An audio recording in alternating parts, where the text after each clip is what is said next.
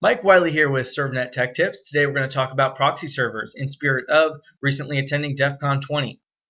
What is a proxy server? A proxy server is essentially filtering or funneling data from your computer to a remote server and then to the website that you want to go to. So for example, NBC is blocking most online streaming of the Olympics. So let's see how we could bypass that. For example, the BBC is allowing people to watch video live except for people in the United States or certain countries.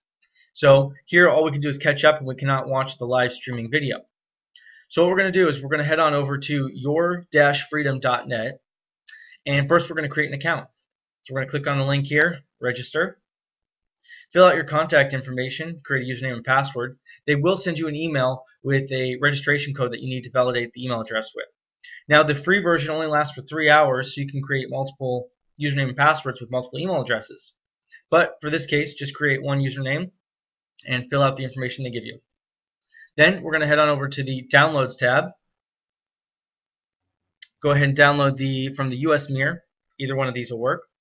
We downloaded the file here, so we'll launch it. Press OK. Yes. We already installed it, but we're going to go ahead and uninstall, reinstall. Just keep on pressing next.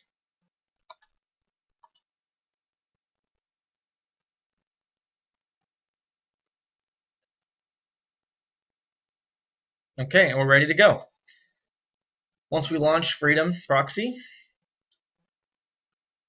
it's going to come up here. We're going to want to go ahead and configure, use the wizard, follow the steps here.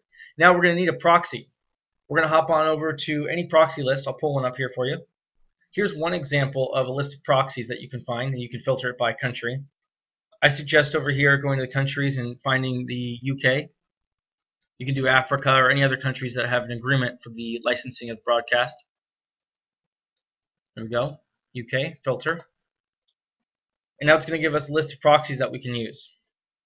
So this one looks good. I think this is the one that I used earlier. Go ahead and copy the IP address.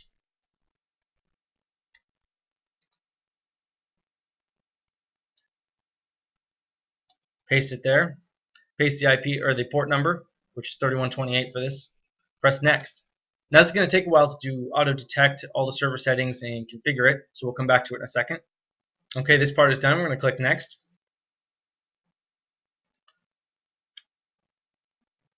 Okay, and again you're going to have to wait about 2-3 minutes for this to find all the servers and verify all the information. Okay, and once it's done verifying, we're going to go ahead and find a UK Freedom Proxy server there. So we can get the country there and pick this one, even if it's not the best one on the list. Go ahead and click UK. Press next. This is where you're going to put in your username and password that you signed up with Freedom Proxy. Launch this. Okay, now this step, I recommend opening up Firefox and using this information in the proxy settings. Now how to do this? Let's launch Firefox. Once Firefox launches, click in the top left corner. Drop down to Options. Click Options again. You're going to go ahead and click on the Advanced tab, then Network. Under Connections, click on Settings, and this is where you're going to enter all your proxy information. Click on Manual Proxy Configurations, and in every field here, type in localhost or 127.0.0.1, and then for the port number, everything is going to be 8080, except for the SOX host, which is going to be 1080. This can either be on SOX version 4 or 5, doesn't matter. When you're done, press OK. Press OK again. Then hop on back over to Freedom Proxy. Press Save and Exit.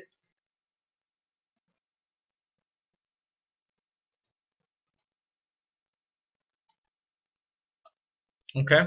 Then you're back to the Freedom Proxy screen. Start the connection.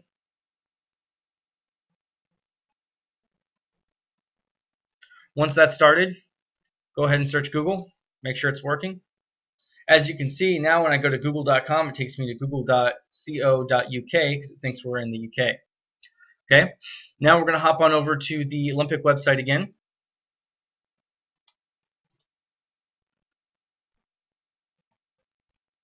Now, unfortunately, it's 1 a.m. in London, so there are no live events, but if they were, this is what you'd be seeing.